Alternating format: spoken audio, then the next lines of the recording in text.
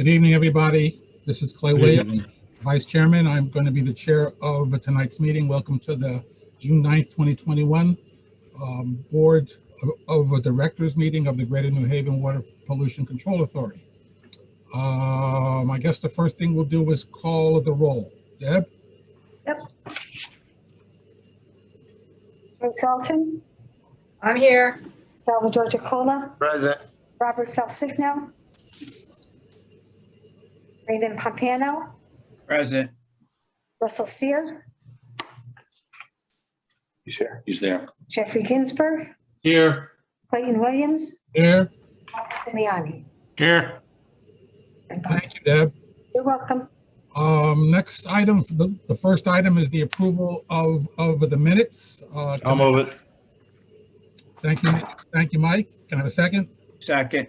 Thank you. I'll give you a few minutes to take a look at them.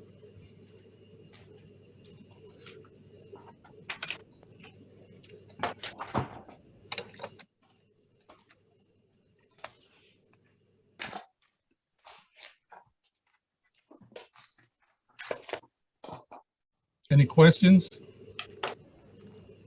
Any changes? Thank you. All those in favor? Aye. Anybody opposed? Any abstentions? Boy, there's a crack of thunder just came through here. I see. Yep, it sure did. Minutes pass. Ernie, do we have any public? No, sir. No public. Thank you. Item number 3, Glenn. Item 3, resolve that the write-offs as further described in the exhibit to agenda item number 3 are hereby approved. Thank you, Glenn. Can I have a motion on this one? I'll move it. I'll Thank you, second. Thank you, Joyce. This is Gabe. This is the month we always do the write-offs. This year, they're 39,773. That big one in Hamden, that was 30,000 of the 39,000. And that one was foreclosed. The property was sold for less than we would have liked to. So we were closed out in the foreclosure. Clear title was awarded to the buyer. So that one, we don't have any recourse on. So that was the biggest part of the 39,000. All of these were actually tax foreclosures. So they come in front of us. So it's a little more than some of the years, but considering the 30,000 one was a big one, all in all, not that bad. Hey, was that a residence? Yes, it is. Holy shit. Yeah. Yeah, it went back to prior to regionalization, and that went back a ways, so. Is there any reason why we were sitting on this for such a long time? No, we didn't sit on it, Clay. It was we knew that the town was in front of us, so we knew we weren't gonna collect, so we didn't want to really expend excessive because we knew that the town was gonna move in front of us. Well, they appear in front of us anyway. Okay, thanks. Any other Dave, is questions? that something that might happen if that bill passes, the kind of figures we're gonna be looking at write-offs? You know what, Mike? I don't think so. I think that we will come up with a mechanism of collection that'll work. And the good thing is, and we've talked about it, is we're not in need of any revenue bonds for at least another 4 years or so. So hopefully, if we need to tweak our collection policies a little bit here and there, we'll create a consistent record so that it won't affect the rating agencies' ratings for us, but we'll deal with it one way or the other. Thanks, Gabe. Any other questions, comments? Okay, we're going to vote. All in favor? Aye. Anyone opposed? Any abstentions? Motion carries. Thank you. Item number 4, Counselor.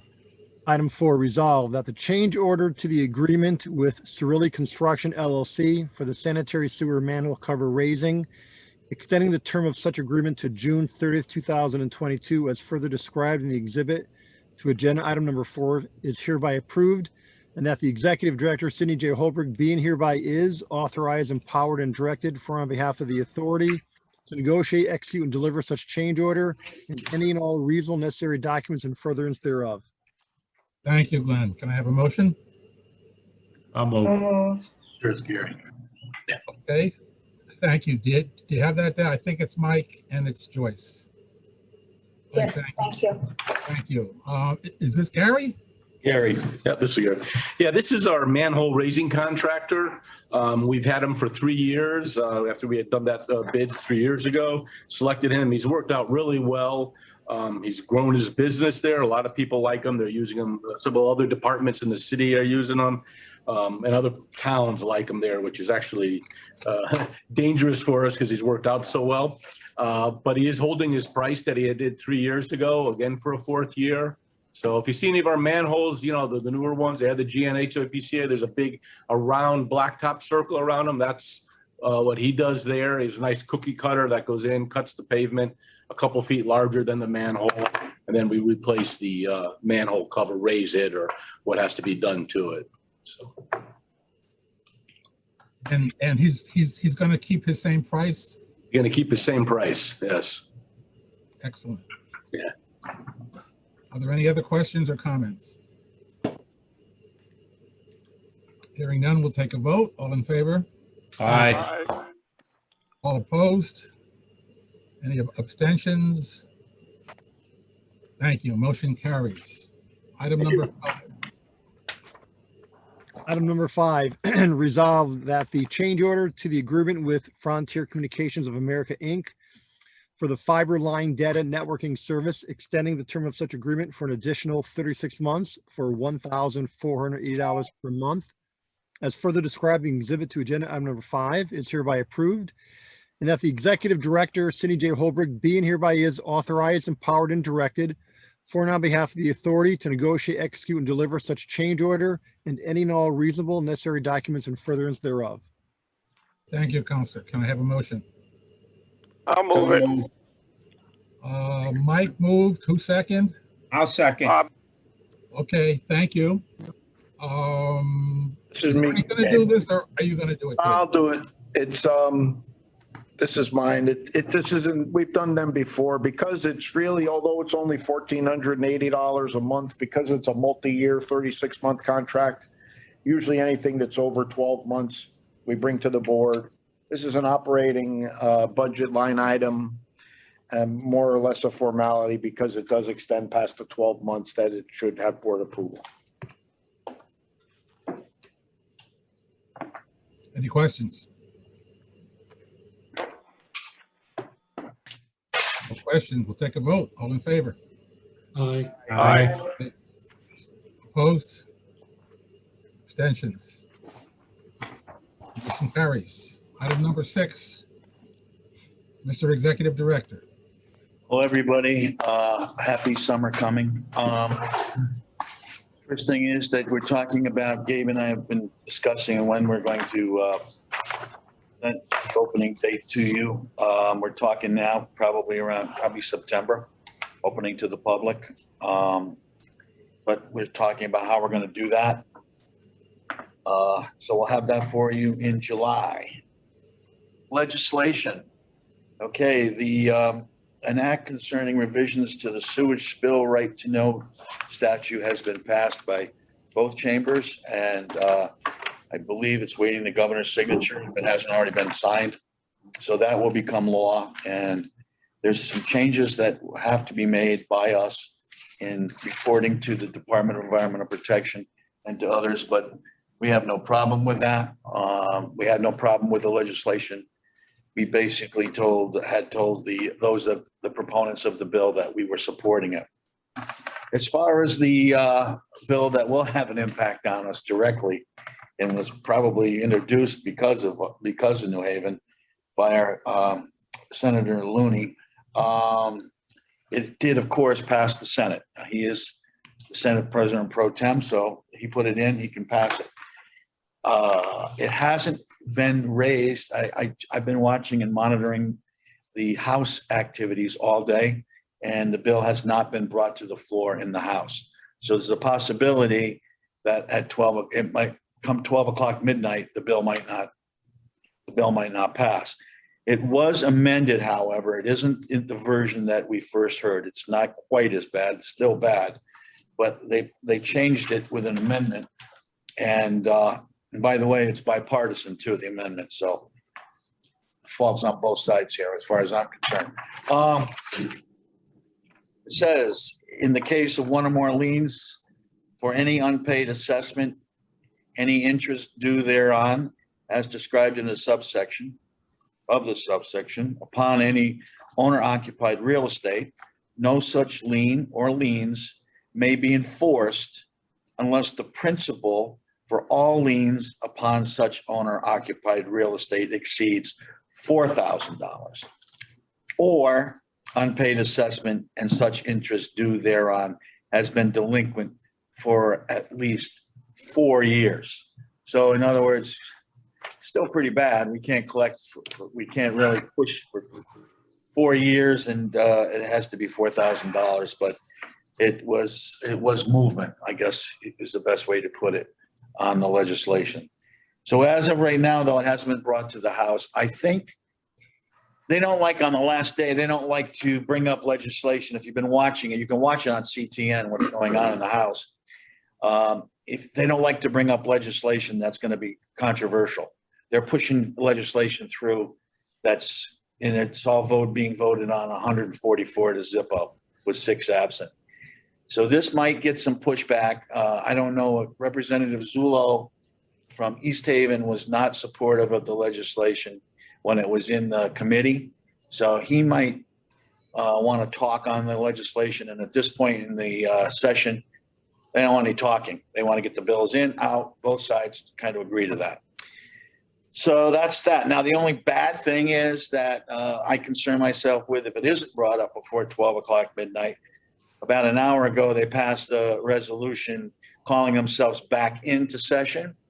Now, technically, that's supposed to deal with only issues related to the budget, the implementation. It's called an implementation bill, because when they pass the budget, they have to actually provide what exactly is going to be put into creating that budget as far as legislation goes. So there's a possibility that he is the president pro tem and he wants it. I've seen this done before, where it could say an implementer putting into effect legislation that will make the budget whole, but and it also shall include an act concerning foreclosure and assignments. So that could happen too. So we're not out of the woods yet, and anything can happen in that place.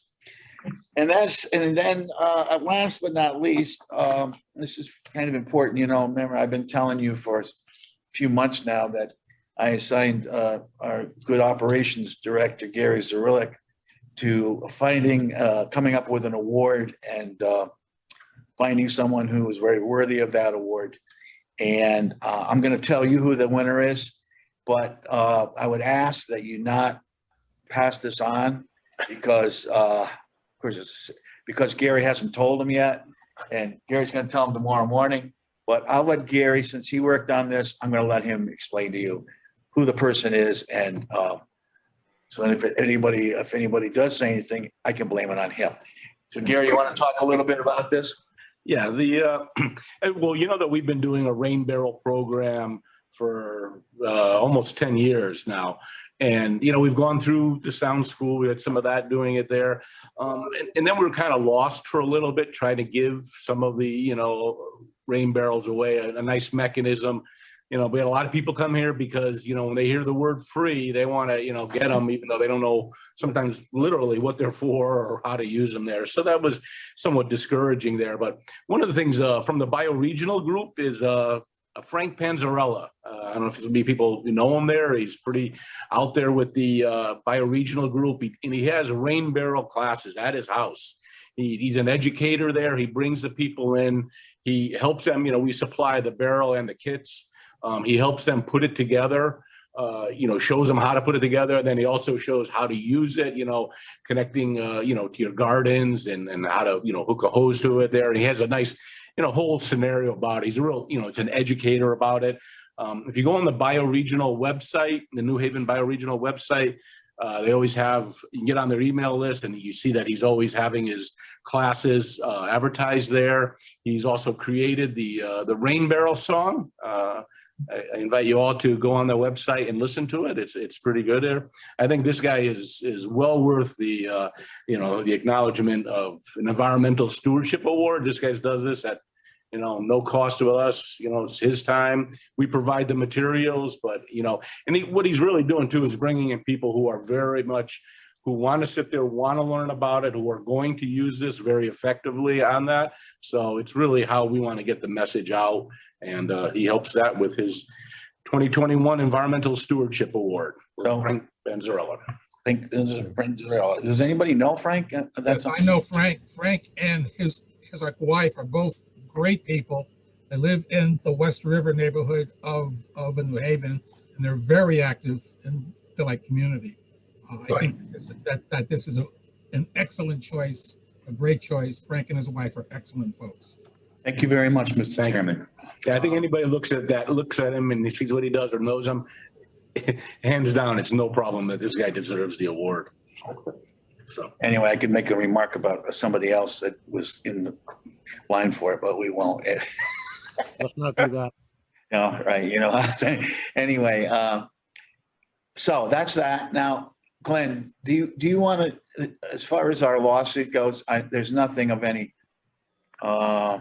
urgency or of any, there's been not a lot of movement or anything that really the board needs to be brought up to date on. Is there, Glenn? I mean, you want to talk about?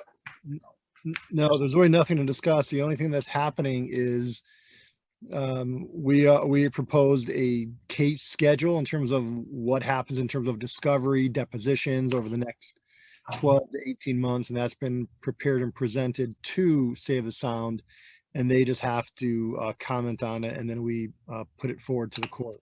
And that was put forth about a week ago, and we're waiting for any comments from Save the Sound. Thank you. Other than that, nothing else has happened. Yeah, which is good. Okay, so that's what I have. Everything's going well here. Nobody's sick.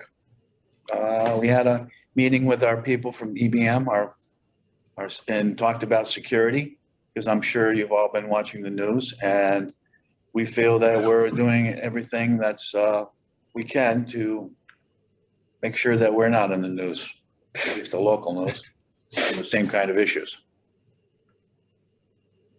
Sid was saying maybe we can have a quick discussion on the thoughts from the board members in regards to September coming back to pizza and meeting here. Any thoughts? I look forward to coming back. I know I'm fully vaccinated, and I would definitely looking to get back to like normal. I've started going back to New Haven City Hall working. Still doing a few things from my home, but I'm mostly trying to go in every day. So yeah, I think that if we can return safely, I think it's a good idea for us to try to return. If it's September, October, I say we ought to do it. Could we do both? I think that we could. I don't see why we can't. I guess that's really, Glenn, is there any? No, you've always had the ability to have an in-person meeting, and various board members can call in. That's always been a possibility. Here, because of COVID, there is no in-person, no one can attend. So in September, if you have an in-person meeting, the public can come to the GNH to attend that public meeting. The board members can attend in person, or they can call in if they like. It'll be up to the board members.